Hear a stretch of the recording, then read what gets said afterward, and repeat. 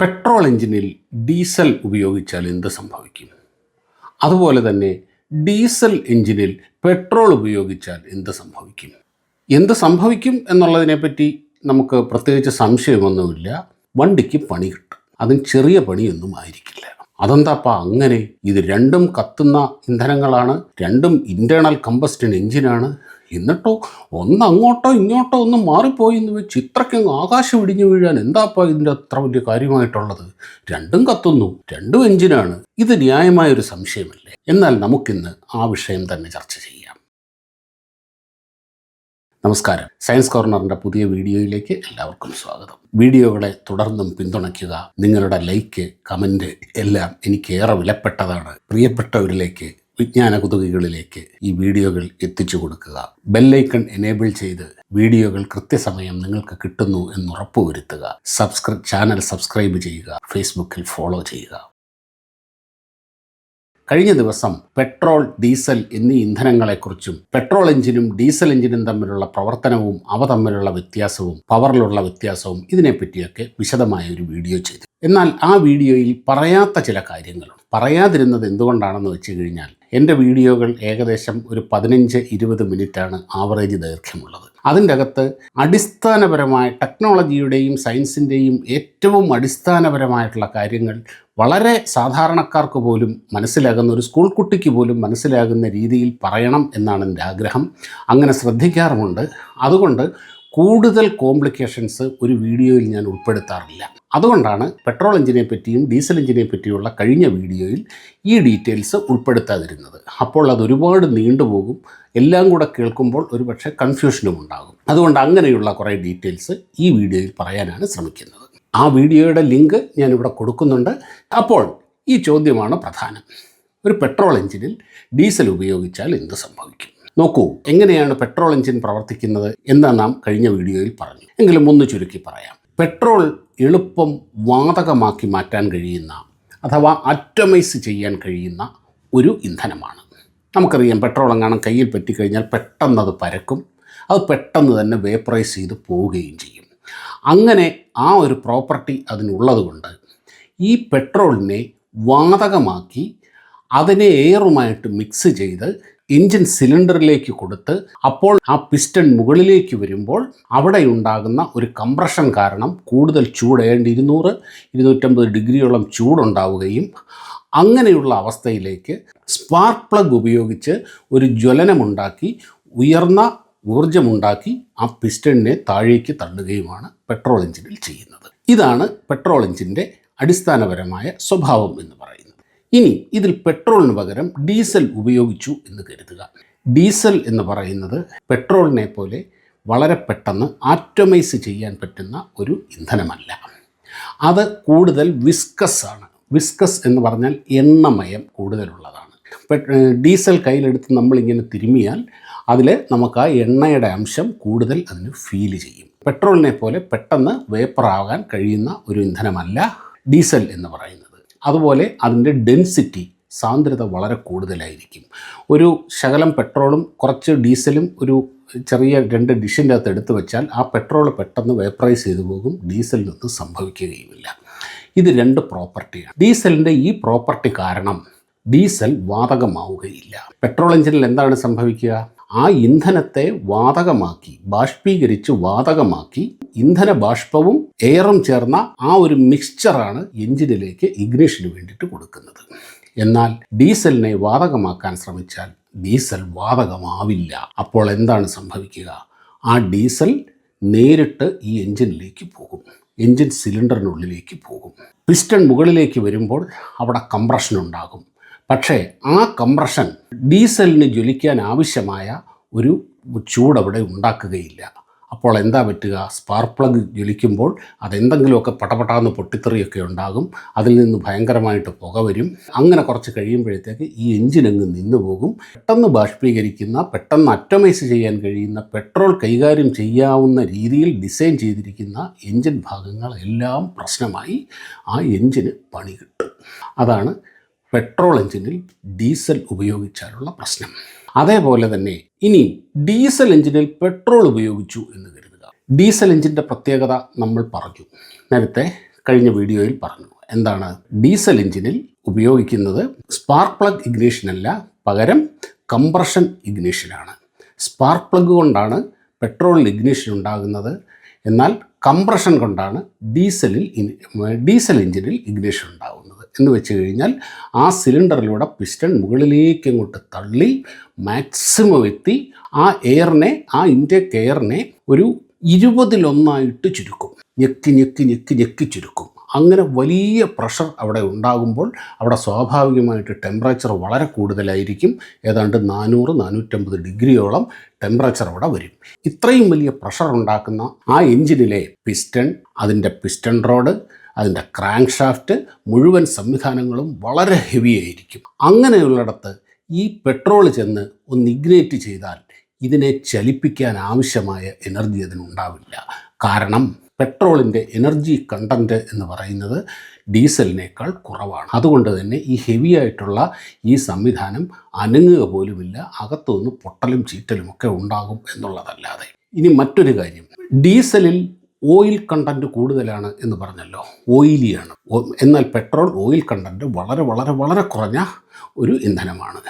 ഈ ഡീസൽ എഞ്ചിൻ്റെ ഉള്ളിൽ ആ പിസ്റ്റണിനെ മൂവ് ചെയ്യാൻ വേണ്ടി ലൂബ്രിക്കേഷൻ കൊടുക്കുന്നത് ആ ഡീസൽ ഇന്ധനം തന്നെയാണ് ഉപയോഗിക്കുന്നത്. അവിടെ ലൂബ്രിക്കേഷൻ ഒട്ടുമില്ലാത്ത പെട്രോൾ ഉപയോഗിച്ച് കഴിഞ്ഞാൽ ആ സിലിണ്ടറിന് ലൂബ്രിക്കേഷൻ നഷ്ടപ്പെടുകയും ഈ സിലിണ്ടറും മെറ്റലും തമ്മിൽ ഉരഞ്ഞ് അതിൽ നിന്ന് പൊടികളുണ്ടായി, മെറ്റൽ തരികളുണ്ടായി ആ എഞ്ചിനെ മുഴുവനും നശിപ്പിക്കുകയും ചെയ്യും. പെട്രോൾ എഞ്ചിനും ഡീസൽ എഞ്ചിനും തമ്മിലുള്ള ഏറ്റവും പ്രധാനപ്പെട്ട വ്യത്യാസം എന്ന് പറയുന്നത് അതിൻ്റെ കംപ്രഷൻ റേഷ്യോയിലാണ്.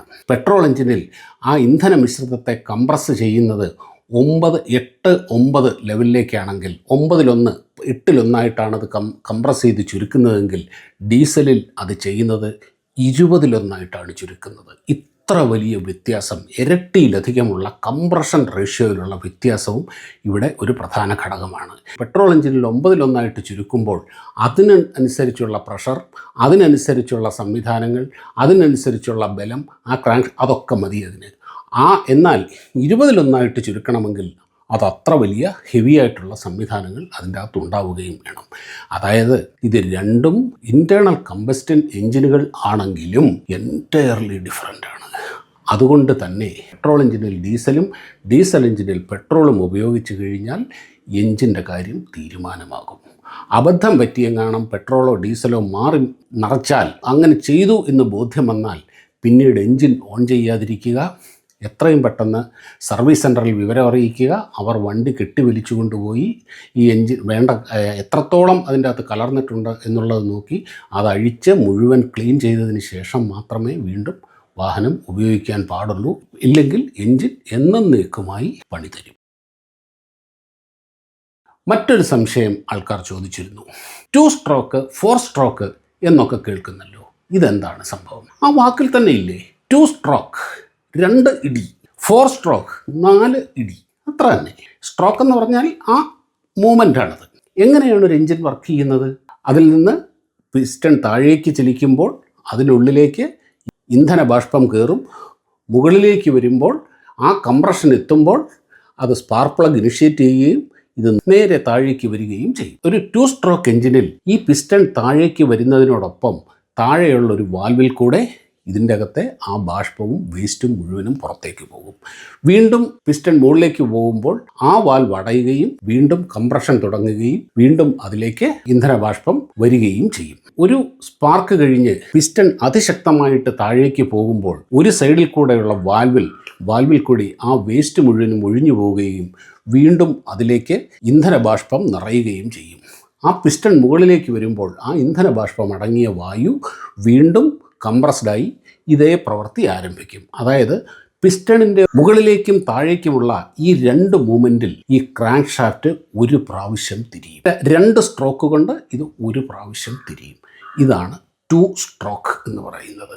പെട്രോൾ എഞ്ചിനുകളിൽ തന്നെ ചെറിയ എഞ്ചിനുകൾ, അതായത് സ്കൂട്ടറിൻ്റെയും ബൈക്കിൻ്റെയും ഈ 100cc ബൈക്കുകളൊക്കെ ഇല്ലേ, അതേപോലെയുള്ള ജനറേറ്ററുകളുടെയും ഒക്കെ എഞ്ചിനുകളാണ് ഈ പൊതുവെ 2 സ്ട്രോക്കായി ഉപയോഗിക്കാറുള്ളത്. അതിന് ശബ്ദം വളരെ കൂടുതലായിരിക്കും, അതിന് മലിനീകരണം കൂടുതലായിരിക്കും. പക്ഷേ ചെറിയ എഞ്ചിനുകളൊക്കെ ആയതുകൊണ്ട് അതും മതി. എന്നാൽ 4 സ്ട്രോക്ക് എന്ന് പറയുന്നതിൻ്റെ അകത്തും വളരെ കൃത്യമായിട്ടുണ്ട്.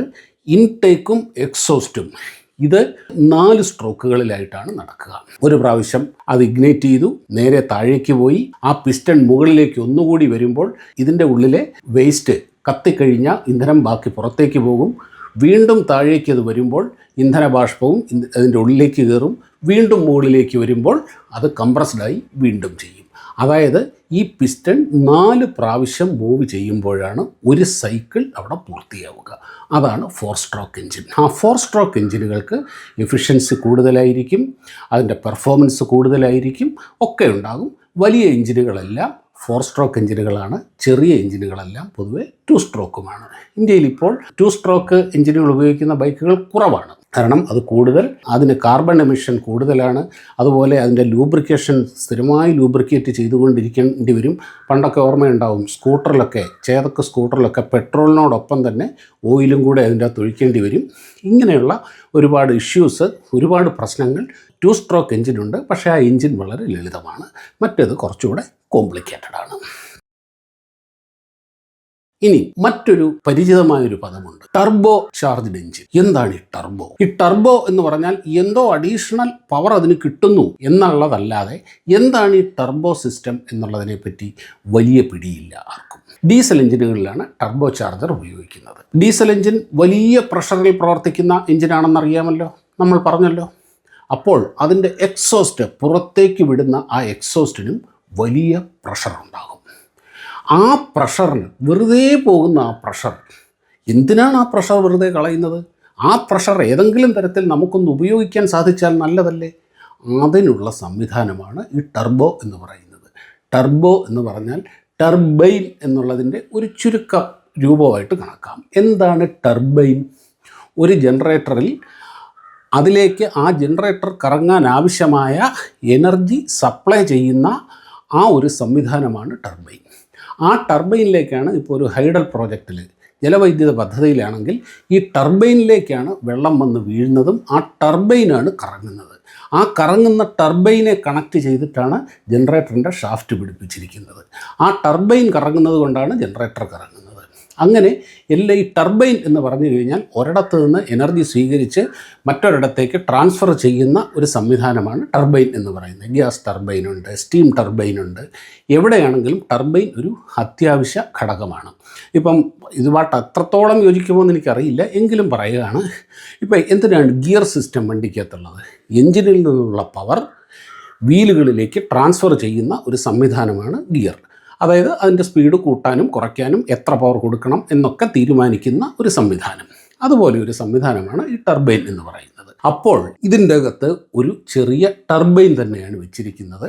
അതെങ്ങനെയാണ് കറങ്ങുന്നത്? ഇങ്ങനെ പുറത്തേക്ക് പോകുന്ന ആ എക്സോസ്റ്റിൻ്റെ പ്രഷർ കുറച്ച് അതിലേക്ക് ഇങ്ങോട്ട് വലിച്ചെടുത്ത് ഈ ടർബോ പമ്പിനെ കറക്കും. ഈ ടർബോ പമ്പ് എഞ്ചിനിലേക്ക് പോകുന്ന വായുവുണ്ടല്ലോ, കംപ്രസ് ചെയ്യപ്പെടാൻ പോകുന്ന വായുവിനെ ഇത് കുറച്ച് കംപ്രസ് ചെയ്തിട്ട് തന്നെയാണ് അകത്തേക്ക് പോകുന്നത്. ഡീസൽ എഞ്ചിനിൽ 20-1 കംപ്രസ് ആവണമല്ലോ വായു.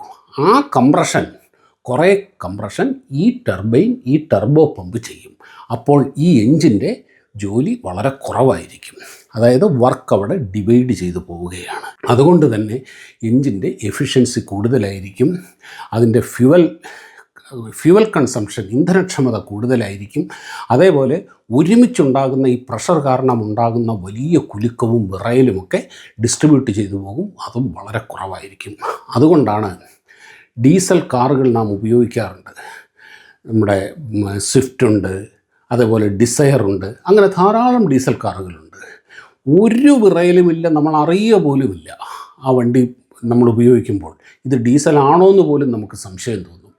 എന്തുകൊണ്ടാണ് എന്ന് വെച്ച് കഴിഞ്ഞാൽ അതിൽ ഈ ടർബോ സിസ്റ്റം ഉപയോഗിക്കുന്നത് കൊണ്ടാണ്. ഇപ്പം നമ്മളൊക്കെ ഈ ഹാഫ് ബോയിൽഡ് ചപ്പാത്തി വാങ്ങുമല്ലേ? ഹാഫ് ബോയിൽഡ് ചപ്പാത്തി ഉണ്ടാക്കാൻ വളരെ എളുപ്പമല്ലേ? അതിങ്ങോട്ട് കൊണ്ടുവന്ന കാര്യം, അത് ഓൾറെഡി പകുതി വേവിച്ചതാണ്. കൊണ്ടുവന്ന് ഒന്ന് കല്ലിലിട്ട് കഴിഞ്ഞാൽ സാധനം ഇങ്ങനെ കിട്ടും. അതേപോലെ പ്രീ കുക്ക്ഡ് ഫുഡ് ഇപ്പോൾ മാർക്കറ്റിൽ കിട്ടും. പ്രീ കുക്ക്ഡ് എന്താണ്? അത് മീൻകറി കിട്ടും, അവിയൽ കിട്ടും, തോരൻ കിട്ടും, സാമ്പാർ കിട്ടും, എല്ലാം ഉണ്ട്. അത് സീൽഡ് പാക്കറ്റിലായിരിക്കും. ആ പാക്കറ്റ് കൊണ്ടുവന്ന് ഒന്ന് തിളച്ച വെള്ളത്തിൽ 1-2 മിനിറ്റ് മുക്കി വെച്ച് കഴിഞ്ഞാൽ നല്ല രുചികരമായ സാമ്പാറും അവിയലും തോരനും മീൻകറിയും എല്ലാം റെഡിയായി കിട്ടും. എന്തുകൊണ്ടാണ്? ആ ചെയ്യേണ്ട ജോലി നേരത്തെ കുറച്ച് ചെയ്തിട്ടുള്ളത് കൊണ്ടാണ് നമുക്കിവിടെ ജോലി കുറഞ്ഞത്. അപ്പോൾ നമുക്കിവിടെ ഇന്ധനക്ഷമത കൂടുതൽ ഉണ്ടാവുകയും ചെയ്യും. അങ്ങനെ വെറുതെ പോകുന്ന ആ പ്രഷറിനെ തിരിച്ചു പിടിച്ച് ഒരു ടർബൈൻ കറക്കി അതിനെ ഒരു കംപ്രസറുമായിട്ട് കണക്ട് ചെയ്ത് എയറിനെ കംപ്രസ് ചെയ്തിട്ട് ആ കംപ്രസ്ഡ് എയറാണ് ആ എൻജിനിലേക്ക് പോകുന്നത്. അതുകൊണ്ട് തന്നെ എൻജിന് അത്രയും കുറച്ച് കംപ്രസ് ചെയ്താൽ മതി. അതാണ് ടർബോ ചാർജ് എൻജിൻ എന്ന് പറയുന്നത്. അതാണ് ടർബോ ചാർജിങ് എന്ന് പറയുന്നത്. ഇപ്പോൾ 2 വീഡിയോകളിലൂടെ പെട്രോൾ ഡീസൽ എൻജിൻ്റെ ഏതാണ്ട് ഒരു 90% കവർ ചെയ്തു എന്നാണ് എൻ്റെ വിശ്വാസം. സംശയങ്ങൾ ചോദിക്കുക. അറിയാവുന്നതാണെങ്കിൽ സമയം പോലെ ഞാൻ മറുപടി പറയുന്നതായിരിക്കും. വീഡിയോ കണ്ട എല്ലാവർക്കും ഒരുപാട് നന്ദി. മറ്റൊരു വീഡിയോയുമായി കാണുന്നതുവരെ എല്ലാവർക്കും നമസ്കാരം.